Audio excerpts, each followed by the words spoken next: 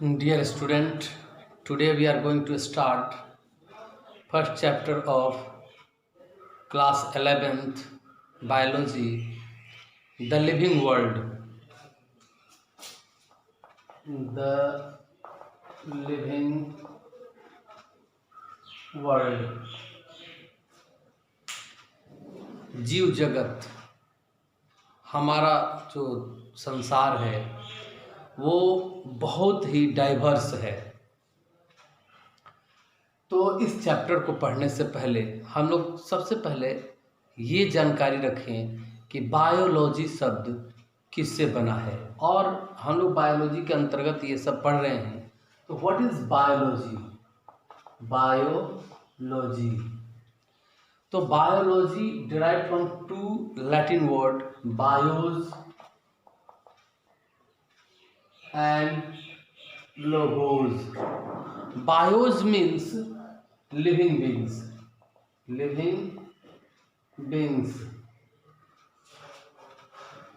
and logos means a study, अर्थात study of living beings is called biology.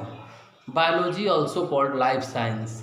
Biology जो है वो life science है, जिसमें हम लोग लाइफ यानी लिविंग बींग्स के बारे में स्टडी करते हैं। अगर हम 11th बायोलॉजी 12th बायोलॉजी की बात करते हैं तो उसमें हम लोग को क्या क्या पढ़ना है। तो सबसे पहले हम लोग कोई भी ऑर्गेनिज्म को, कोई भी जीव को स्टडी करने से पहले उसके बाहरी रूपरेखा के बारे में स्टडी करते हैं, यानी इसको हम कहते हैं मॉर्फोलॉजी। मॉर्फोलॉजी, तो morphology means study of external body structure, यानी किसी जीव के एक्सटर्नल बॉडी स्ट्रक्चर को, बाहरी रूपरेखा के बारे में स्टडी करने को कहते हैं मॉर्फोलॉजी। तो अगर हम किसी जीव को मॉर्फोलॉजिकली देखते हैं कि वो उसका सिमेट्री कैसा है, बायलैटरल है, रेडियल है, इरेडियल है, ये सब देखते हैं। फिर उसके मॉर्फोलॉजी से ही संतुष्ट नहीं होते हैं, हम उस बॉडी को डाइसेक्ट करके उसके अंदरूनी हिस्सों के बारे में स्टडी करते हैं, और इसको कहते हैं एनाटॉमी। एनाटॉमी, तो एनाटॉमिकल स्टडी जो है उसमें हम लोग माइक्रोस्कोप से अगर स्टडी करते हैं तो उसको कहते हैं माइक्रो एनाटॉमी। माइक्रो एनाटॉमी, तो माइक्रो एनाटॉमी में हम लोग या तो सेल के बारे में पढ़ेंगे, नहीं तो टिश्यू के बारे में पढ़ेंगे। तो सेल के बारे में पढ़ेंगे तो साइटोलॉजी। अगर हम टिश्यू के बारे में पढ़ेंगे तो हिस्टोलॉजी। ये माइक्रो एनाटॉमी हो गया। अगर हम बड़े बड़े ऑर्गन जैसे कि कोई ऑर्गन सिस्टम का स्टडी करते हैं तो इसको हम कहते हैं ग्रॉस एनाटॉमी। तो इसमें हम बड़े बड़े ऑर्गन सिस्टम इसका स्टडी करते हैं, इसको कहते हैं ग्रॉस एनाटॉमी। अगर हम लोग किसी भी ऑर्गेनिज्म का एम्ब्रियोलॉजी, एम्ब्रियोनिक स्टडी अगर हम करते हैं उसको एम्ब्रियोलॉजी कहते हैं। तो एम्ब्रियोनिक डेवलपमेंट के स्टडी को कहते हैं डेवलपमेंटल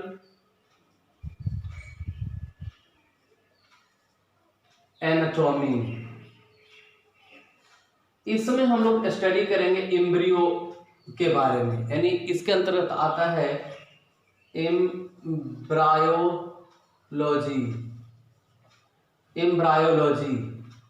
तो ये एनाटॉमी हो गया। Anatomy means study of internal body structure. अगर हम किसी जीव के इंटरनल बॉडी स्ट्रक्चर का स्टडी करते हैं तो इसको हम कहते हैं एनाटॉमी।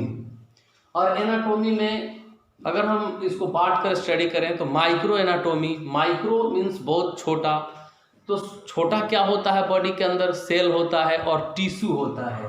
सेल के स्टडी को साइटोलॉजी और टिश्यू के स्टडी को हिस्टोलॉजी कहते हैं। Tissue is a group of cell, जो आगे पढ़ेंगे हम लोग।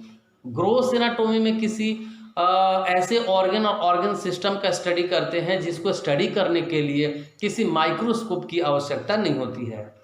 और डेवलपमेंटल एनाटॉमी में हम लोग उस एनाटॉमिकल स्ट्रक्चर को देखते हैं जो शुरुआत के दिनों में कैसे डेवलप होता है, अर्थात एम्ब्रियोनिक डेवलपमेंट कैसे होता है, उसमें टिश्यू कैसे डेवलप होता है, हिस्टोजेनेसिस कैसे होता है, ऑर्गेनोजेनेसिस कैसे होता है। तो इस चीज़ के स्टडी को हम लोग कहते हैं डेवलपमेंटल एनाटॉमी। तो दो बात को हम लोग कहते हैं, मॉर्फोलॉजी एंड एनाटॉमी। अब हम नेक्स्ट पॉइंट पर हिट करेंगे और वो है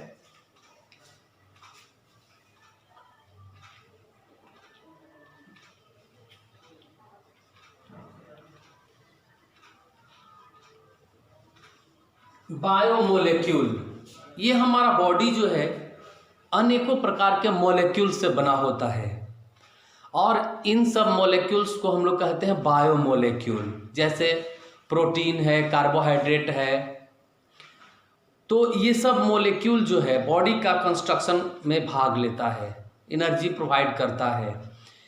इसके अतिरिक्त एंजाइम्स है जो बायोकैटलिस्ट है। तो ये सब जो है बायोमोलेक्यूल्स है और इस टॉपिक में हम लोग उन सब मोलेक्यूल्स के बारे में स्टडी करेंगे जो लिविंग बॉडी को सरवाइव करने के लिए बहुत इम्पॉर्टेंट मायने रखते हैं, लिविंग बॉडी को कंस्ट्रक्ट करते हैं या फिर लिविंग बॉडी को एनर्जी प्रोवाइड करते हैं। तो ये बायोमोलेक्यूल्स हो गया। इसके अतिरिक्त हम लोग और क्या स्टडी करेंगे, तो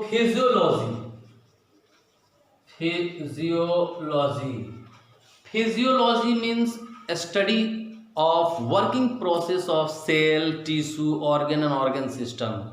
यानी सेल कैसे काम करता है, साइटोफिजियोलॉजी, टिश्यू कैसे काम करता है, हिस्टोफिजियोलॉजी, ऑर्गन जैसे कार्डियक एक्टिविटी कैसे होता है, जैसे हार्ट कैसे काम करता है, तो कार्डियोफिजियोलॉजी।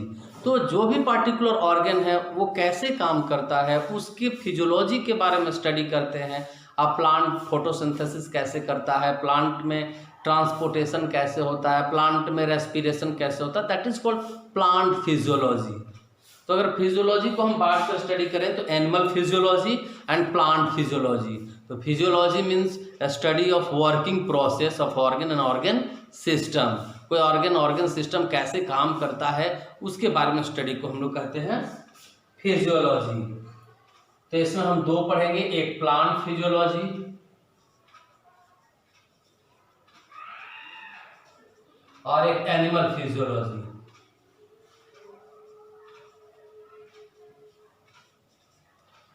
इन सभी बातों को हम स्टडी करेंगे। अब हम लोग देखें कि दुनिया में जो है जीवों का बहुत सारा वैरायटी है और इन सब वैरायटी के बारे में भी बहुत बारीकी से स्टडी करना बहुत ज़रूरी है, because biodiversity is most essential for ecological balance. हमारे दुनिया में, हमारे संसार में जो भी रिसोर्सेज है वो लिमिटेड है और लिमिटेड रिसोर्सेज को रिसाइकिल होना बहुत ज़रूरी है। And recycle of resources may be possible या 100% possible by different variety of plant and animals. यानी कहने का मतलब है कि लिमिटेड रिसोर्सेज को रिसाइकिल करने के लिए बायोडाइवर्सिटी का होना बहुत ज़रूरी है और बायोडाइवर्सिटी से हमें बहुत तरह के वेराइटी ऑफ थिंग्स यानी गुड्स मिलता है, इसलिए बायोडाइवर्सिटी के बारे में स्टडी करना बहुत ज़रूरी है।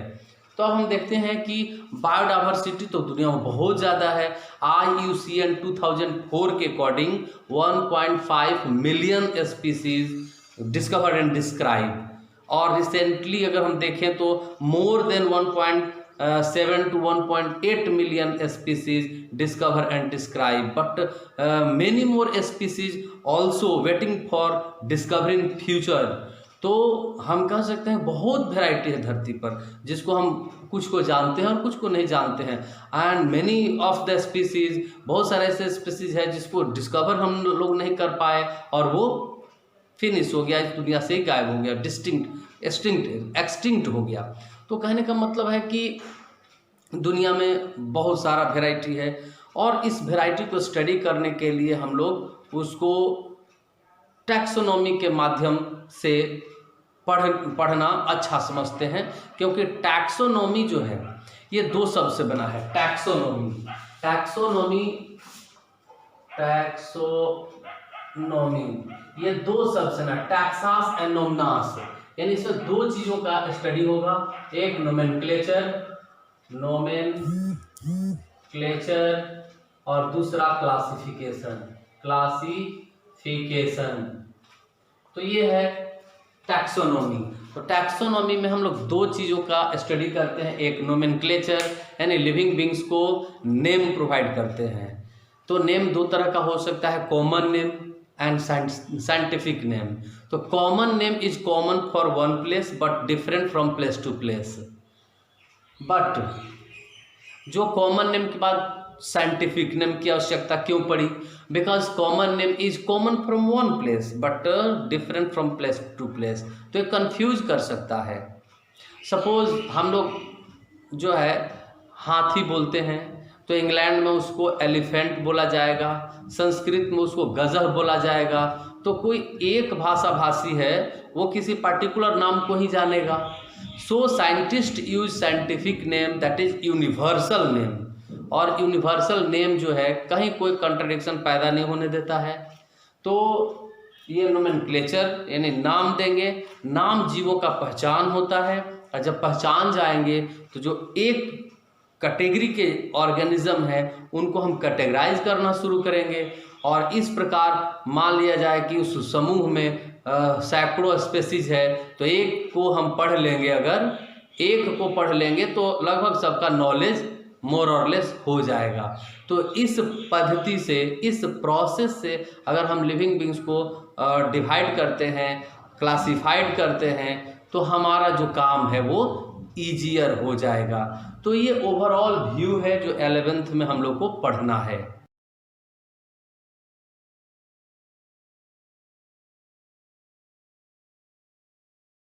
Dear student, now we are going to start characteristics of living beings, यानी लिविंग बींग्स का पहचान। How can we decided something is alive और नॉट, ये हम लोग कैसे डिसाइड करेंगे? तो by the help of some characteristic features we can decided that कि लिविंग बींग्स है या फिर ये नॉन लिविंग बींग्स है। तो पहला है metabolic reaction. In living body के अंदर कॉम्प्लेक्स केमिकल रिएक्शंस होते रहता है, and this complex chemical reaction called metabolic reaction. तो मेटाबॉलिक रिएक्शन को हम दो पार्ट में स्टडी करेंगे, बांटकर, anabolic and catabolic. Anabolic means making of molecule, जैसे फोटोसिंथेसिस है। इसमें क्या होता है कि मोलेक्यूल जो छोटे छोटे आपस में मिल करके एक बड़ा मोलेक्यूल बनाता है, जैसे कि ग्लूकोज। प्रोटीन सिंथेसिस, इसमें छोटे छोटे molecule amino acid peptide bond से जुड़ करके बहुत बड़ा मोलेक्यूल बनाता है, protein.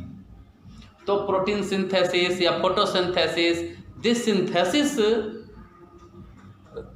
Is called anabolic reaction, यानी जो सिंथेसिस हो रहा है इसको हम कहते हैं anabolic reaction. And breaking of molecule, जैसे रेस्पिरेशन के दौरान ग्लूकोज टूटता है, वाटर और कार्बन डाइऑक्साइड बनता है, तो this type of reaction is called catabolic reaction. तो एनाबॉलिक और कैटाबॉलिक रिएक्शन जो बॉडी के अंदर होता है इसी को हम कहते हैं metabolism, and this one is the defining feature of living beings. ये जो है डिफाइनिंग फीचर्स है लिविंग बींग्स का। अब बात करते हैं ग्रोथ। तो growth in living beings is internal. Living beings के अंदर जो ग्रोथ होता है वो इंट्रिंसिक ग्रोथ होता है, and this growth is irreversible होता है। नॉन लिविंग बींग्स में भी ग्रोथ हो सकता है due to accumulation of material. अगर हम इस बिल्डिंग को देखें तो इस बिल्डिंग में जैसे जैसे जो है सीमेंट, बालू, ये सब मटेरियल को ऐड करते गए इसका साइज बढ़ता गया। तो लिविंग बींग्स में जो ग्रोथ हुआ है वो इरिवर्सिबल है, लेकिन नॉन लिविंग बींग्स में जो ग्रोथ होता है ये होता है due to accumulation of material. Living beings का ग्रोथ को हम दो भाग में स्टडी कर सकते हैं बांटकर। एक प्रोटोप्लाज्मिक ग्रोथ जो यूनिसेलुलर और मल्टीसेलुलर दोनों ऑर्गेनिज्म में होता है। तो प्रोटोप्लाज्मिक ग्रोथ में क्या होता है कि सेल का साइज बढ़ता है, और दूसरा है ड्यू टू सेल डिवीजन। तो ड्यू टू सेल डिवीजन अगर ग्रोथ होता है तो ये सिर्फ मल्टीसेलुलर ऑर्गेनिज्म में ही होता है, क्योंकि यूनिसेलुलर ऑर्गेनिज्म एक सेल से बना है। अगर उसमें सेल डिवीजन होगा तो सेल रिप्रोडक्शन होगा, यानी वो सेल दो पार्ट में बट गया, वो उस जीव का ग्रोथ नहीं बल्कि रिप्रोडक्शन हुआ। तो ग्रोथ के बारे में हम लोग देखा। ग्रोथ के बाद है रिप्रोडक्शन। री मीन्स अगेन। अगर कोई लिविंग बींग्स अपने जैसे नए जीव को जन्म देता है, that is called reproduction. And this one is not defining feature. ये डिफाइनिंग फीचर्स नहीं है लिविंग बींग्स का, because many of the organism unable to reproduce. जैसे एस्टेराइल ह्यूमन, जैसे छक्का है, ये थर्ड जेंडर, उसमें क्या है कि रिप्रोडक्शन कैपेसिटी नहीं है। कुछ जानवर भी है जैसे कि म्यूल है, जैसे कि टाइगोन है, लाइगोन है, तो this type of organism unable to reproduce, लेकिन लिविंग बींग्स तो है। So reproduction is not defining features. Now cellular organization, तो living beings is made by cell. All living beings are made by cell, but exception is also available here. और क्या है भाई यहाँ पर एक्सेप्शन क्या है, तो वायरस है, वायरोइड्स है। तो वायरस और वायरोइड्स जो है वो ए सेलुलर में रखे गए हैं। वो तो प्रोटीन के कैप्सिड हो और उसके अंदर एक जेनेटिक मटेरियल डीएनए हो या फिर आरएनए हो, यही वायरस का रूपरेखा है। तो वायरस जो है दो तरह का हो गया, एक रेट्रोवायरस और एक डिऑक्सी वायरस, वो जेनेटिक मटेरियल के अकॉर्डिंग। तो अब हम देखते हैं रेस्पॉन्सिवनेस। तो living beings are living beings give response to stimuli. Living beings give response to stimuli. ये stimuli क्या है, तो any type of change around us, हमारे आसपास कुछ चेंज होता है तो हमारा बॉडी उस चेंज के अकॉर्डिंग रेस्पॉन्स करता है। सपोज टेम्परेचर बढ़ गया तो स्वेटिंग होना शुरू होगा, टेम्परेचर बहुत गिर गया तो शिवरिंग, कपकपी होना शुरू होगा। तो दिस इज कॉल्ड रेस्पॉन्स। तो living beings give response to stimuli and this one is called responsiveness. यानी लिविंग बींग्स में रेस्पॉन्सिवनेस होता है, दैट इज कि लिविंग बींग्स रेस्पॉन्स करेगा अकॉर्डिंग टू स्टिमुली। अब है लाइफ प्रोसेस। तो लिविंग बींग्स को एनर्जी चाहिए and we get energy from nutrient, and the process by which we get and utilize nutrient is called nutrition. Second things कि हमारे body में nutrient can't give energy without oxygen. जब ये nutrient oxidise होगा तब हमें energy मिलेगा। So we get oxygen and utilise in our body, that process is called respiration. तो respiration is another life process. अब हमारे बॉडी को न्यूट्रिएंट और ऑक्सीजन किस पार्टिकुलर पार्ट को चाहिए, तो नहीं किसी पार्टिकुलर पार्ट को नहीं, सभी पार्ट को चाहिए। तो जब सभी पार्ट को चाहिए तो ये पॉसिबल कैसे होगा, बाय ट्रांसपोर्टेशन के द्वारा पॉसिबल है। अब बॉडी के अंदर इतने प्रोसेस होंगे तो वेस्ट मटेरियल बनेगा, and waste material is not only useless, it is harmful for our body too. So removal of that waste, elimination of that waste is called excretion. तो ये भी बॉडी के लिए बहुत जरूरी है। Now movement. तो living beings perform two types of movement, visible movement and invisible movement. तो दो टाइप का मूवमेंट शो करता है living beings, visible and invisible. तो विजिबल मूवमेंट जो है जैसे वॉकिंग है, डांसिंग है, स्विमिंग है, फ्लाइंग ऑफ बर्ड्स, तो ये क्या है भाई, ये दिख सकता है with naked eye, and that's why it is called visible movement. Invisible movement includes molecular movement, movements. तो हमारे बॉडी के अंदर जो मोलेक्यूल्स का जो मूवमेंट होता है, ये डिफाइनिंग फीचर है लिविंग बींग्स का।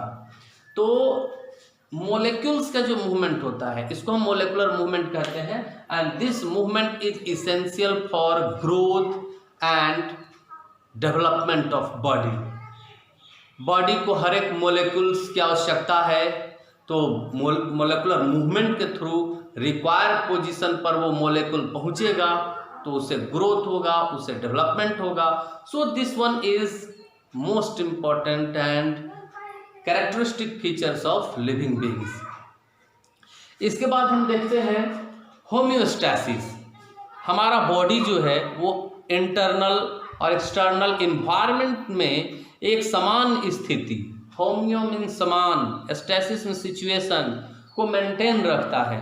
सपोज हम यहाँ पर सफिशिएंट ऑक्सीजन पाते हैं जितना बॉडी का डिमांड है, लेकिन ऊंचाई पर अगर हम जाते हैं वहाँ पर ऑक्सीजन की कमी है, तो हमारा बॉडी ब्रीथिंग रेट को बढ़ा लेता है ताकि उतना ऑक्सीजन मिल सके जितना बॉडी को चाहिए। तो हमारा बॉडी इस स्थिति को सामंजस्य स्थापित कैसे किया, सामंजस्य कैसे उसके बीच जो है होम्योस्टैसिस मेंटेन किया, तो by the help of increasing the breathing rate, by increasing the number of erythrocytes के नंबर को बढ़ा देता है। तो इस प्रकार के समान स्थिति बनाए रखने को हम कहते हैं होम्योस्टैसिस। हमें बहुत स्वेटिंग हुआ तो उसी हिसाब से थ्रस्ट भी होगा, प्यास भी होगा, और हम पानी ले करके उस स्थिति को मेंटेन करेंगे, होम्योस्टैसिस को मेंटेन करेंगे। इसके अतिरिक्त हम देखते हैं एडेप्टेशन। लिविंग बीइंग्स जिस इन्वायरमेंट में रहता है उस इन्वायरमेंट के अकॉर्डिंग अपने मॉर्फोलॉजी यानी अपने रूप रंग में, बिहेवियरल अपने बिहेवियर में चेंज लाता है। तो anatomical and behavioural change in living beings या फिर physiological change, anatomical, physiological and behavioural change in living beings according to their environment is called adaptation. तो जीव अपने इन्वायरमेंट के अकॉर्डिंग अपने रूप रंग में, अपने फिजियोलॉजी में, अपने बिहेवियर में चेंज करता है कि न्यू कंडीशन में अपने आप को या अपने कंडीशन में अपने आप को एडजस्ट कर सके, and this one is called adaptation. Life process, ये लाइफ स्पैन जो है, लाइफ प्रोसेस हम लोग तो ऑलरेडी पढ़ चुके हैं। अब लाइफ स्पैन जो है तो लिविंग बीइंग्स का एक डेफिनेट लाइफ स्पैन है। तो life span is period between birth to natural death, यानी जीवन से लेकर के स्वाभाविक मृत्यु तक का जो समय होता है उसको हम कहते हैं लाइफ स्पैन। अब बात करते हैं लाइफ स्पैन की। तो लाइफ स्पैन जो है उसमें हम बर्थ, तो बर्थ क्या है, बिगिनिंग ऑफ लाइफ, डेथ क्या है, एंड ऑफ लाइफ, और इसके बीच जो पीरियड है उसको कहते हैं लाइफ स्पैन। तो लिविंग बीइंग्स का डेफिनेट लाइफ स्पैन होता है, नॉन लिविंग बीइंग्स का नहीं होता है। मैंने एक छाता खरीदने गया और पूछा भाई छाता का क्या कंडीशन है, बहुत दिन तक टिकेगा, बहुत दिन तक चलेगा? तो उसने हमें क्या बताया, भाई साहब इसको धूप और वर्षा से बचा कर रखियो, ये बहुत लंबा दिन चलेगा। तो ये तो नॉन लिविंग बीइंग्स के बारे में है, लेकिन लिविंग बीइंग्स को कितना भी धूप और वर्षा से बचा लो, इसका लाइफ स्पैन डेफिनिट है। But unicellular organism are immortal, उसको इमोर्टल समझा जाता है because unicellular organism do not have natural death. Unicellular organism में नेचुरल डेथ नहीं होता। तो ये रहा हमारा कैरेक्टरिस्टिक्स ऑफ लिविंग बीइंग्स।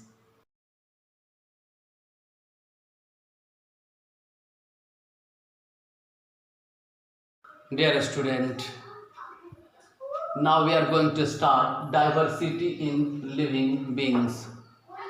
हमारा दुनिया जो है, हमारा जो संसार है, अमेजिंगली डाइवर्स है। डाइवर्सिटी जो है इसके कण-कण में है। Each and every level of organisation we can find out diversity. हम लोग कहीं भी पा सकते हैं डाइवर्सिटी को। तो अगर हम डाइवर्सिटी की बात करते हैं, डाइवर्सिटी इन लिविंग बीइंग्स, तो कितना डाइवर्सिटी है धरती पर आज तक हम लोग क्लियरली पता नहीं है कि टोटल बायोडाइवर्सिटी कितना है धरती पर। अगर हम IUCN 2004 की बात करें तो उसके अनुसार 1.5 मिलियन स्पीसीज डिस्कवर और डिस्क्राइब हो चुका है। अगर हम रिसेंट जो आंकड़ा है उसको देखें तो more than 1.7 to 1.8 million species of plant and animal discover and describe.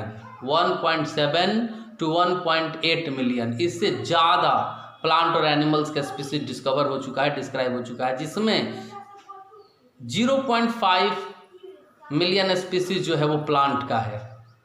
तो क्या इतना ही है बायोडाइवर्सिटी? नहीं, many of the species waiting for discovery in future also. तो हम ये कह सकते हैं कि रात दिन नए स्पीसीज डिस्कवर हो रहे हैं। अब हमें इन बायोडाइवर्सिटी को क्यों पढ़ना है? Why do we want to study about biodiversity? Because biodiversity is essential to maintain the balance of nature. संसार के नेचर के बैलेंस के लिए बायोडाइवर्सिटी का होना बहुत जरूरी है।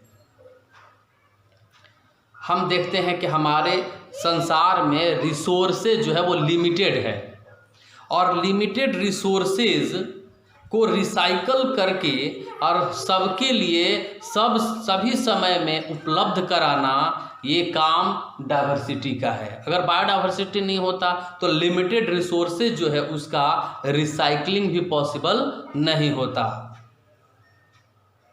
तो बायोडाइवर्सिटी इसलिए जरूरी है। बायोडाइवर्सिटी से हमें वैरायटी ऑफ यूजफुल थिंग्स मिलता है, तो इसके लिए बायोडाइवर्सिटी बहुत जरूरी है। तो बायोडाइवर्सिटी जो है, हम कहते हैं कि साइंस में क्या, physics is powerful, chemistry is colourful and biology is beautiful. तो ये ब्यूटीफुल बायोलॉजी को बनाता कौन है? बायोडाइवर्सिटी। अब भाई जान गए होंगे कि बायोडाइवर्सिटी को पढ़ना है, बट इसको कैसे पढ़ना है? तो डिवाइड एंड रूल। भाई बहुत बायोडाइवर्सिटी है, तो पहले हमें जीवों को पहचानना होगा। जीवों को पहचानने के लिए हमें उसके नामकरण की आवश्यकता होगी, यानी नोमेनक्लेचर। और जब हम नोमेनक्लेचर कर दिए, पहचान बना दिए, लिविंग बींग्स का एक पहचान दे दिए, उस नाम से उसको पहचान लिए, तो अगर सिमिलर ऑर्गेनिज्म है तो उसका एक ग्रुप बनाए। मान लीजिए कि 100 ऑर्गेनिजम्स को स्टडी करना है, उसमें 25 एक जैसा है, उसका ग्रुप बना लिए। 25 एक जैसा है, उसका ग्रुप बना लिए। 50 एक जैसा है, उसका ग्रुप बना लिए। अब 3 ग्रुप बना लिए, तो हमें कितना पढ़ना पड़ा? 3। उसमें से एक एक के बारे में स्टडी करेंगे, और 100 के बारे में हमको नॉलेज यूँ फ्री में मिल जाएगा। तो ये कैसे पॉसिबल हुआ? Bye the help of nomenclature and classification. तो इसके स्टडी को हम कहते हैं टैक्सोनॉमी। तो टैक्सोनॉमी क्या है? तो study of classification and nomenclature, यानी क्लासिफिकेशन और नोमेनक्लेचर जो है, इसके स्टडी को हम कहते हैं टैक्सोनॉमी। इसके फादर हैं सी लिनियस, कैरोलस लिनियस को कहते हैं फादर ऑफ टैक्सोनॉमी। अब हम ये देखते हैं कि भाई नोमेनक्लेचर के लिए नाम देना है, तो नेम जो है वो 2 टाइप का हो सकता है, एक कॉमन नेम और एक साइंटिफिक नेम। तो कॉमन नेम जो है एक जगह पर कॉमन है, लेकिन जगह जगह वो बदलते रहता है। जैसे हम पैरोट, इंग्लिश वर्ड में पैरोट बोलते हैं, हिंदी में तोता बोलते हैं, संस्कृत में, बहुत मलयालम में, अलग अलग भाषाओं में उसी एक पक्षी का नाम जो है अलग अलग है। तो ये नेमिंग जो है, कॉमन नेम, कंफ्यूजन क्रिएट करेगा। So scientist need universal name and that name is called scientific name. तो साइंटिफिक नेम के लिए कोड बनाए गए हैं ICZN एंड ICBN। तो ICZN का मतलब हुआ international code for zoological nomenclature, और ICBN का मतलब है international code for botanical nomenclature.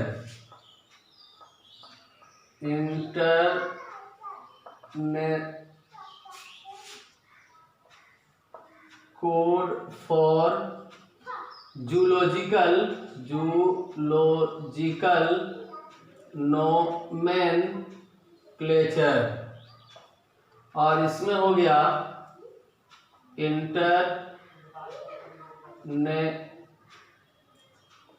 International code for botanical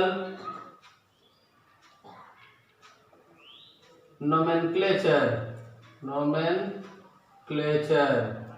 तो ये रहा कोड, और इस कोड के अंतर्गत जो है प्लांट का और एनिमल्स का साइंटिफिक नाम दिया गया। तो कैरोलस लिनियस ने जो नेमिंग का जो प्रोसेस पद्धति अपनाया उसको कहते हैं बाइनोमियल नोमेनक्लेचर। बाइनोमियल नोमेनक्लेचर जो है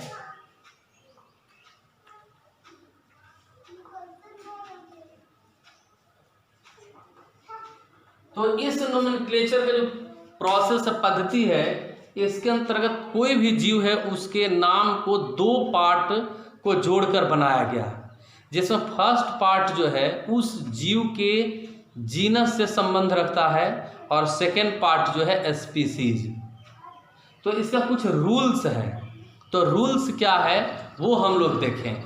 जैसे मान लिया जाए कि फ्रॉग जो है उसका नाम राना टेग्रीना है।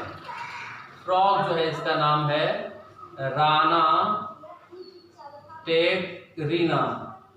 तो यहाँ पर हम देखते हैं कि जो ये फर्स्ट लेटर है, ये फर्स्ट वर्ड जो है राना, ये जीनस है फ्रॉग का, और टेग्रीना जो है ये फ्रॉग का स्पीसीज नेम है।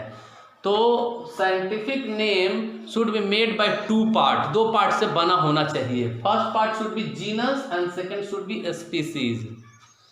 First letter of genus should be capital, जैसे राना है तो ये क्या है, कैपिटल है, and all letter of species should be small, तो इसका टोटल लेटर जो स्मॉल है। इसका बोथ पार्ट, ये दोनों पार्ट जो है लैटिन वर्ड से होने चाहिए, should be Latin word and should be written in italic script. इसको इटालिक स्क्रिप्ट में लिखना है। If hand written it should be separately underline, अगर हम इसको हाथ से लिखते हैं तो अलग अलग अंडरलाइन करके रखेंगे। तो this is the rules we have to follow whenever we written the scientific name of any particular species. किसी भी जीव को, किसी जाति के जीव के साइंटिफिक नाम को अगर हम लिखते हैं तो उसमें इन सभी रूल्स को फॉलो करना है। तो एक बार फिर से देख लें, इसमें साइंटिफिक नाम दो पार्ट से होना चाहिए, इसीलिए इसको कहते हैं बाइनोमियल नोमेनक्लेचर। इसमें फर्स्ट पार्ट जो है वो जीनस से और सेकेंड स्पीसीज से आना चाहिए। दोनों ही वर्ड जो है लैटिन वर्ड होना चाहिए। जीनस का फर्स्ट लेटर कैपिटल होना चाहिए और इसको लिखने के लिए इटालिक स्क्रिप्ट यूज करना चाहिए। अगर हाथ से, हैंड रिटेन हाथ से लिखते हैं तो सेपरेटली इसको अंडरलाइन करना चाहिए। तो ये बाइनोमियल नोमेनक्लेचर हो गया। अब है कि जब हम नाम दे दिए, जीव का पहचान दे दिए, तो उसको हम क्लासिफाइड करेंगे। तो क्लासिफिकेशन के लिए हम लोग दो तरीका अपनाते हैं। एक हायरार्की बनाते हैं। तो हायरार्की में जो छोटे छोटे ग्रुप्स हैं उसको टेक्सॉन कहते हैं, और ये टेक्सॉन को जो है क्रमशः सजाते हैं। जैसे अभी मैंने बताया कि दुनिया में 1.7 to 1.8 मिलियन स्पीसीज है, इससे भी ज़्यादा स्पीसीज है। तो भाई इतना स्पीसीज को एक साथ पढ़ना पॉसिबल नहीं है। तो जो एक जैसा स्पीसीज है, जैसे अभी हम लोग लेकर चलते हैं स्पीसीज, तो स्पीसीज हम लोगों ने देखा कि दुनिया में 1.7 to 1.8 मिलियन स्पीसीज है। तो इसमें बहुत सारा स्पीसीज कॉमन एक जैसा होगा, तो एक जैसा स्पीसीज को ग्रुपिंग किए और इस स्पीसीज के ग्रुप को हम कहते हैं जीनस। जीनस। अब बहुत सारा जीनस भी होगा तो सबको पढ़ना पॉसिबल नहीं है, तो क्या किए कि जो एक जैसा जीनस है उसको समूह में किए और इसको कहते हैं फैमिली। तो बहुत सारा फैमिली भी है। अब उस सब फैमिली को, जो एक जैसा फैमिली है, उसको ग्रुपिंग किए तो हमारा तैयार हुआ ऑर्डर। तो बहुत सारा ऑर्डर है, तो बहुत सारा ऑर्डर है तो उसमें से कुछ कॉमन ऑर्डर होगा, एक जैसा ऑर्डर होगा, उसको हम समूह में रखें और बना लिए हम क्लास। जैसे हम लोग का क्लास है मैमेलिया, तो बहुत सारा क्लास है, मैमेलिया है, रेप्टिलिया है, सब में कुछ कॉमन है कि स्पाइनल कॉर्ड है, रीढ़ का हड्डी है, उसके अंदर स्पाइनल कॉर्ड जो है ना रिप्लेस हो गया हम लोग में, तो स्पाइनल कॉर्ड है, तो इसको हम क्या करें, तो इसको हम फाइलम में रख दिए, फाइलम कॉर्डेटा। फाइलम या प्लांट के केस में, ये एनिमल के केस में है, एनिमल के केस में है। अगर हम प्लांट के केस में देखते हैं तो डिवीजन, ये प्लांट के केस में है, प्लांट के केस में डिवीजन है, एनिमल के केस में फाइलम है। अब बहुत सारा फाइलम है, जैसे हम लोग कॉर्डेटा है, बहुत सारा फाइलम और भी है, नॉन कॉर्डेट है, तो कॉर्डेट नॉन कॉर्डेट सबको मिलाकर एक किंगडम बना दिए और एनिमालिया किंगडम उसको कह दिए। तो फाइलम के ऊपर हो गया किंगडम। किंगडम ये top most level of organisation कह सकते हैं कि टॉप मोस्ट है, ये टॉप मोस्ट टैक्सोन है। तो इन सभी टैक्सोन, इन सभी कैटेगरी को हम लोग एक सीक्वेंस में रखें और इसको हम कहते हैं हायरार्की। इसको हम कहते हैं हायरार्की। और ये हायरार्की जो है, इस तरह के क्लासिफिकेशन को हायरार्कियल क्लासिफिकेशन कहते हैं। अब हम किंगडम की बात करते हैं। तो ये किंगडम जो है, इसको दो भाग में बांट करके स्टडी किया गया था सबसे पहले लिनियस के द्वारा, कैरोलस लिनियस के द्वारा, यानी टू किंगडम सिस्टम बनाया गया था, टू किंगडम सिस्टम। तो इसमें प्लांट किंगडम था, किंगडम प्लांटी, और सेकंड था किंगडम एनिमालिया। तो दो किंगडम था, किंगडम प्लांटी और kingdom Animalia. But this system of classification was not judicial for unicellular organism. Unicellular organism के लिए जुडिशियल नहीं था, क्योंकि यूनिसेलुलर को जबरदस्ती दोनों में किसी किसी में रख दिया गया था। तो आया थ्री किंगडम सिस्टम। ये जो थ्री किंगडम सिस्टम क्लासिफिकेशन आया, इसमें लिविंग बींग्स को थ्री कैटेगरी में बांट कर स्टडी किया गया। यानी यूनिसेलुलर ऑर्गेनिज्म को अलग एक किंगडम में रख दिया गया, उसको कहते हैं प्रोटिस्टा, फिर प्लांटी और फिर एनिमालिया। तो 1, 2 एंड 3 थ्री किंगडम बनाया गया था अर्नेस्ट हैकेल के द्वारा, by E Haeckel. Ernst Haeckel के द्वारा थ्री किंगडम बनाया गया और two kingdom C Linnaeus, father of taxonomy. इसके बाद आया फोर किंगडम।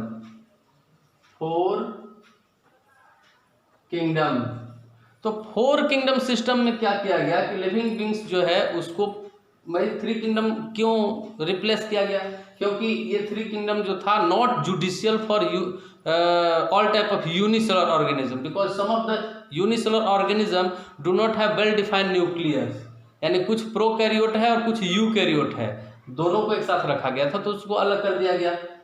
नंबर 1 में मोनेरा यानी have not well defined nucleus, इसमें प्रोकैरियोट को रखा गया जिसमें न्यूक्लियस वेल डिफाइंड नहीं है। Number 2 protista,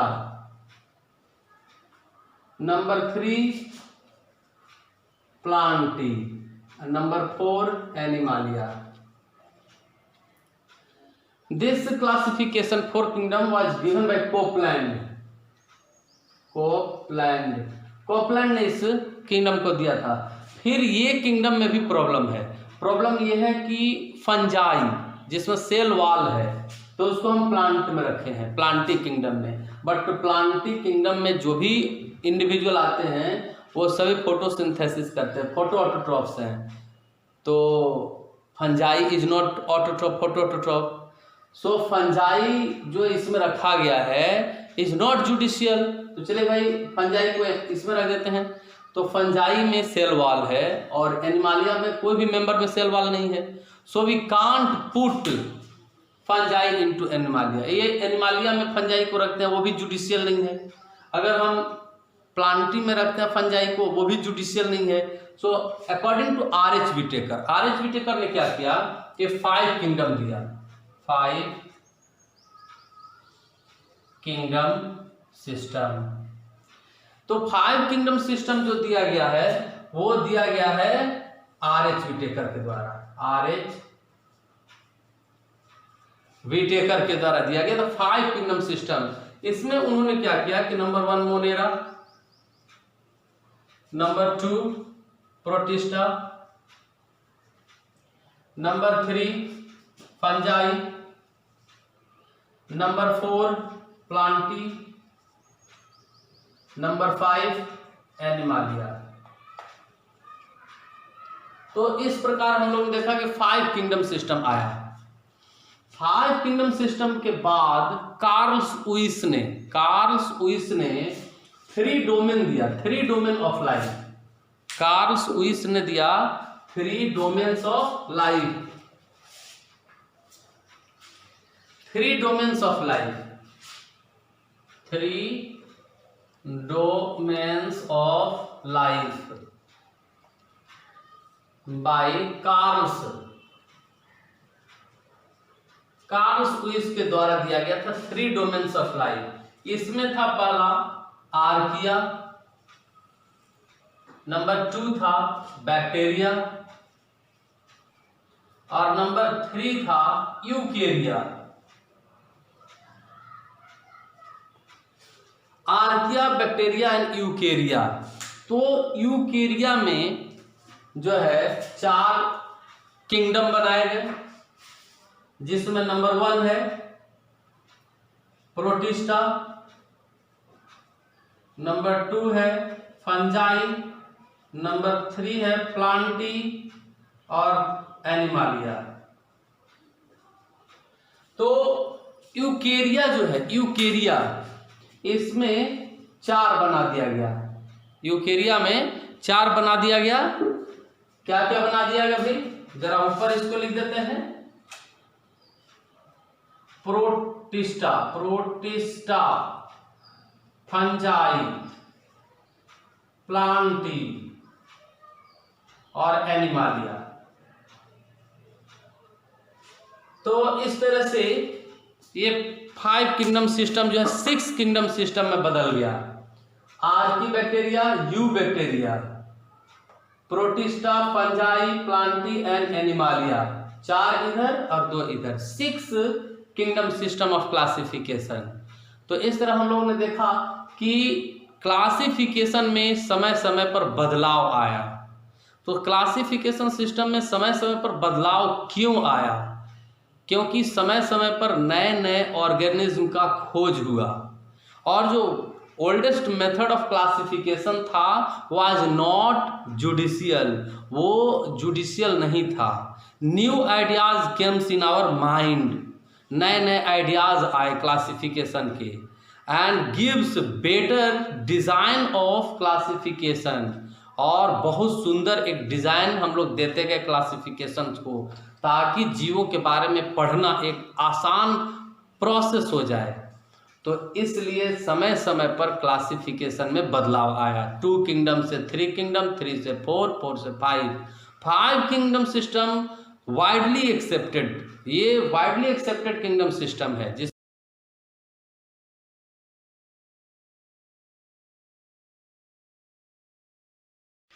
Dear student, now we are going to start taxonomical aid. अच्छा ये बताइए कि जब हम whenever we get injured, जब कभी हम बीमार पड़ जाते हैं तो हमें फर्स्ट एड मिलता है। एड मतलब सहायता। तो क्लासिफिकेशंस में, यानी लिविंग बींग्स को क्लासिफाइड करना है, इसमें हमें कौन कौन से हेल्प, कौन कौन से टूल्स का मदद मिलता है, उसके बारे में आज हम लोग पढ़ने जा रहे हैं। सपोज आप अगर खरीदारी करने जा रहे हैं तो छोटा मोटा दुकान में जाएंगे या मॉल में जाएंगे? ओबियसली मॉल में जाएंगे कि समय का बचत होगा। एक जगह पर, एक प्लेटफॉर्म पर हमें सारा कुछ जो है आवश्यक वस्तु मिल जाएगा। तो उसी तरह से अगर हम हार्बेरियम में जाते हैं तो हर एक पेड़ पौधे का हमको जो उसका लीफ है उसको प्रिजर्व करके रखा हुआ मिल जाएगा। तो हार्बेरियम शब्द जो है हार्बेरिया से बना है, जिसका मतलब होता है एक कमरा जिसको बनाया गया है। तो इसमें हार्बेरियम में हम लोग क्या करते हैं कि जो प्लांट है उसके लीफ को, उसको सुखा करके और पेपर शीट में उसको प्रेस करके रखते हैं। लेकिन ध्यान रहे, ये पेपर शीट जो है 11.5 से लेकर के इंटू, वो 11.5 इंटू 16.5 इंचेस का होना चाहिए। इसका लंबाई चौड़ाई कितना होना चाहिए? तो ये 11.5 इंटू 16.5 इंचेस का होना चाहिए। यह हार्बेरियम का जो सीट है उसमें हम लोग पेपर में उसको प्रेस करके उसको रख देते हैं, और साथ ही हम लोग जो कलेक्टर है उसका नाम लिखते हैं, कलेक्शन कब किया गया डेट लिखते हैं, कलेक्शन कहाँ किया गया उसका प्लेस, कहाँ से कलेक्ट करके लिखा गया था, ये सारा इंफॉर्मेशंस जो है उसमें इंक्लूड करते हैं हार्बेरियम सीट पर। और फिर उसको क्या करते हैं कि एक ड्रॉअर में अकॉर्डिंग टू एक कोई सीक्वेंस लेते हैं, और उस सीक्वेंस के अकॉर्डिंग जो है हम लोग उसको अरेंज कर देते हैं, ताकि कोई पढ़ने वाले, कोई स्टडी करने वाले जो वहाँ स्टडी करें उनको किसी तरह का असुविधा न हो, ढूंढने में कोई असुविधा न हो। इसके बाद है म्यूजियम। म्यूजियम जो है जहाँ पर प्रिजर्व एनिमल्स या प्लांट को रखा जाता है, प्रिजर्व करके रखा जाता है। तो ये कलेक्शन ऑफ प्रिजर्व प्लांट और एनिमल्स है। और यहाँ पर कुछ एग्जाम्पल है जो हम लोग देख रहे हैं। नेचुरल हिस्ट्री म्यूजियम इंग्लैंड में है, United state national museum USA में है, और इंडियन म्यूजियम जो है कलकत्ता में है। National museum of natural history ये दिल्ली में है। तो कुछ एग्जाम्पल हो गया जो म्यूजियम का। और म्यूजियम क्या है? ये कलेक्शन है प्रिजर्व प्लांट और एनिमल्स का, जहाँ पर हम जाएंगे तो इसके बारे में हमें कुछ इन्फॉर्मेशन मिल जाएगा। अब है बोटेनिकल गार्डन। बोटेनिकल गार्डन जो है लिविंग प्लांट जो है उसका कलेक्शन है। तो इस स्थान पर हम जाते हैं तो एक ही प्लेस पर बहुत सारे प्लांट का कलेक्शन मिल जाता है, जिसमें स्टडी करना आसान हो जाता है। तो इसमें कुछ एग्जाम्पल्स वगैरह है, जैसे न्यूयॉर्क बोटेनिकल गार्डन, ये जो है न्यूयॉर्क यानी अमेरिका में है। फिर है रॉयल बोटेनिकल गार्डन, ये इंग्लैंड में है। फिर नेशनल बोटेनिकल गार्डन लखनऊ में है। अब हम लोग देखते हैं यहाँ पर कुछ एग्जाम्पल को देखने के बाद आते हैं जूलॉजिकल पार्क। जूलॉजिकल पार्क जो है कलेक्शन ऑफ वाइल्ड एनिमल, यानी जो जंगली जानवर है उसका कलेक्शन है। और इसमें कुछ एग्जाम्पल हम लोग देख सकते हैं कि महेंद्र चौधरी जूलॉजिकल पार्क जो है पंजाब में है, Mahendra Chaudhary zoological park. Nehru zoological park जो है न्यू दिल्ली में है। और नेशनल पार्क जो है ये भी देख रहे हैं, नेशनल जूलॉजिकल पार्क जो है ये भी दिल्ली में है। तो कुछ एग्जाम्पल्स हो गया ये जूलॉजिकल पार्क का। इसके बाद हम देखते हैं की जो है ये एक टैक्सोनॉमिकल एड है, जिसमें हम लोग कॉमन कैरेक्टर के आधार पर लिविंग बींग्स को कैरेक्टराइज करते हैं। कॉमन कैरेक्टर के आधार पर हम लिविंग बींग्स को कैरेक्टराइज करते हैं। तो की दो टाइप का होता है, इंडेंटेड की और ब्रैक्ट की। तो इंडेंटेड की जो है इसको यॉर्क की भी कहते हैं। और इसमें हम क्या करते हैं कि कंट्रास्टिंग, डिफरेंट कंट्रास्टिंग कैरेक्टर के आधार पर लिविंग बींग्स को कैटेगराइज करते हैं। फिर है ब्रैक्ट की। ब्रैक्ट की में क्या करते हैं कि ये जैसे कि मान लिया जाए कि दो पेयर ऑफ कॉन्ट्रास्टिंग कैरेक्टर, तो पेयर ऑफ कॉन्ट्रास्टिंग कैरेक्टर के आधार पर हम लिविंग बींग्स को कैरेक्टराइज करते हैं और उसको कैटेगराइज करते हैं। फिर है कैटलॉग। कैटलॉग क्या है कि जैसे फोटो है, चाहे फिर कोई लिविंग बींग्स का एक सूची बनाते हैं, एक इंडेक्स बनाते हैं और उसके अकॉर्डिंग लिविंग बींग्स को हम लोग अरेंज करते हैं। तो कंप्लीट लिस्ट ऑफ आइटम, जो भी आइटम है उसका कंप्लीट लिस्ट बनाते हैं। टाइपिकल इसको अल्फाबेटिकल ऑर्डर में हम लोग अरेंज करते हैं ताकि पढ़ने में और समझाने समझने में कोई दिक्कत ना आए। इसके बाद हम देखते हैं इधर मोनोग्राफ। मोनोग्राफ क्या है कि ये टैक्सोनॉमिकल एड में किसी एक टैक्सोन के बारे में पूरा डिस्क्रिप्शन दिया जाता है, किसी एक टैक्सोन के। तो गिवन कॉम्प्रिहेंसिव, ये क्या देता है, तो give comprehensive information for single taxon, किसी एक टैक्सोन के बारे में कॉम्प्रिहेंसिव जो है इंफॉर्मेशन देता है। और मैनुअल जो है, मैनुअल जो है another means of taxonomical aid है, जिसमें हम करेक्ट यानी सही ढंग से कोई मतलब कि इंफॉर्मेशन जो है उसको हम लोग देते हैं, मैनुअली देते हैं। और फ्लोरा, इसके अंतर्गत जो है ना, फ्लोरा के अंतर्गत कोई भी एरिया का जो प्लांट का कलेक्शन है उसको हम लोग फ्लोरा कहते हैं। फौना मतलब किसी भी एरिया का, पर्टिकुलर एरिया का जो एनिमल्स का जो कलेक्शन है उसको फौना कहते हैं।